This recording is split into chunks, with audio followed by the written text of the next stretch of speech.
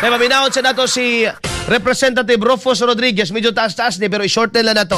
Magkakatropa. Birahi. XFM Katropa. The Republic Act 12316 was approved on March 25 Aha. and published by the official gazette on the same day. Aha. Therefore, it would have been effective on April 9. 9, 10, 11, 12, 13. 5 days, Mr. Chairman. This should have already been first recommended by DBCC, the Energy Department, and the President should have already suspended. He has all the powers granted by Congress.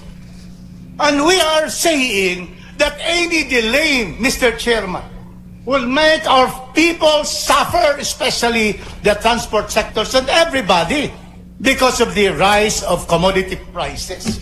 So I'd like to know, did we not consider this, DOE, DBCC, and the Office of the President, that we are already 5 days not yet suspended when it could have been done April 9 for our people, Mr. Chairman?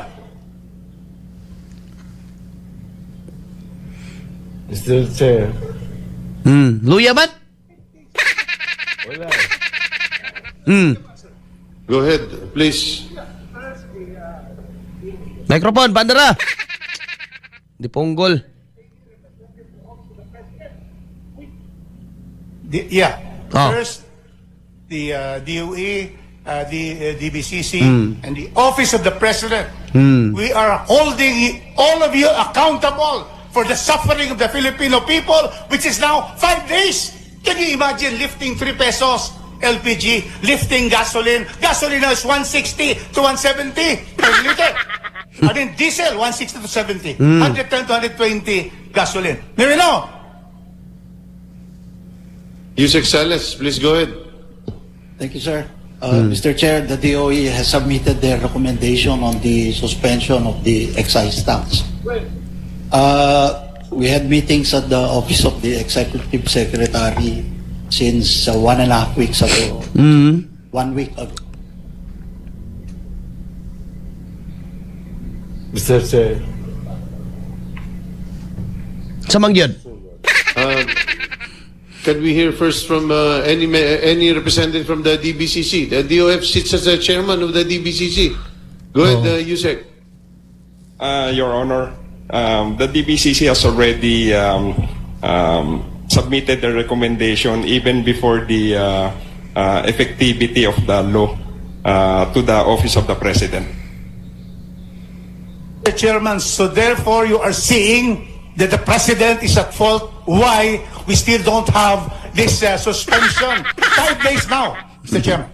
DBCC, Energy. Kana. Can you answer that question, Yusek? Go ahead. Tubagahan nyo na. Can you speak? I cannot read your name, Yusek. My apologies. Ligon. Go ahead. Yes, sir. Rolando Ligon po. When did the law become effective? April 9 po. The April 9. Republic Act 12316 was approved on March 25 and published by the official gazette on the same day. Therefore, it would have been effective on April 9. 9, 10, 11, 12, 13. 5 days, Mr. Chairman. This should have already been first recommended by DBCC, the Energy Department, and the President should have already suspended. He has all the powers granted by Congress. Okay na. XFM Katropa. Okay. Ang punto ni Rodriguez, i-number lang no? Ang Republic Act 12316 mga igsoon, giduso para masuspindi ang excise tax. Pero, isa pa na Kay, apil magudito ang diesel o gasoline, pero ang gi-implement magayagala ni BBM, only LPG and kerosene. Kasi may wala lao kerosene. Ipit gyapon nga naman. Ang LPG ba sa isa ka bulan ikaw household maningkamot ingon ako kanina ba nga maningkamot jud ka nga kung mahimo twice a month. I mean once in 2 months day or kung mahimo pag yun mga igala 3 months kanang imuhang isa ka LPG kung pwede lang. No? Imo gyud ang tipiron mga igsoon. So with nga na may gala kataas, 37 ray mahatag sa gobyerno sa imo. Dili ko no lagi pwede ang sumaning bulpina ni kaluhag ba ning bulpina ni? Dili lagi ko no pwede magahigala ang kinibang diesel o gasolina nga tanggalag excise tax kay dako kunong mawa mga igsuon. Pag dako ang mawala, no, iya man ang gi-explikar. Pag dako ang mawala magahigala, mawala sad ang mga cash assistance and subsidy mga higala. So, kumbaga, agwanta lang mo karon kay para at the expense ninyo makadawat gyapon ayuda kadto mga among ayudahan. Kita ani mag-antos ta.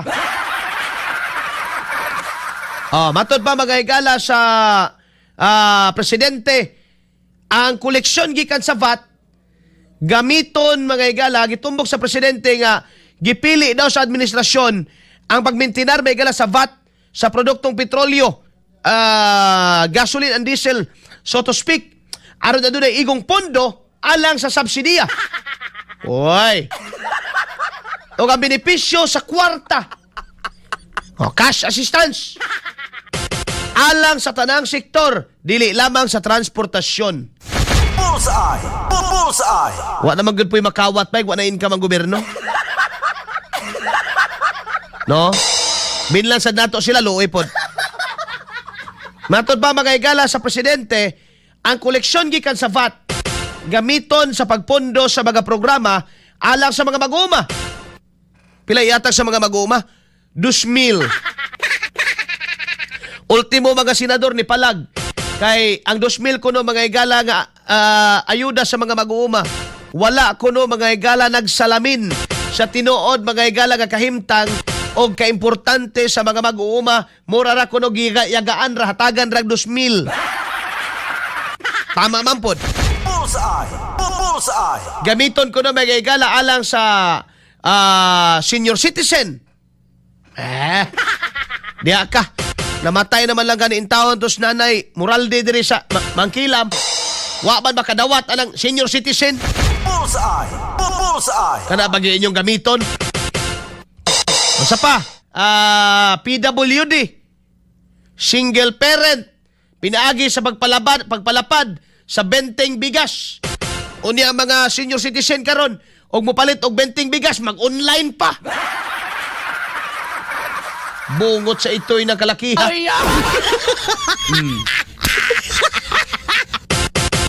Yung pamagay-gala ni Marcos nga kinahanglan nga balansihon ang maong lakang sa komplikado ang sistema sa ekonomiya aron nga mapamnalipdan ang mga konsumidor samtang gisiguro nga ang lokal nga producer dili magkasinati may gala og losing or kapildihan mga kaigsuunan. Unsay di magkasinati nga hagbay raman sila nakasinati. Dili ba di ay hagbay ra na sila nakasinati.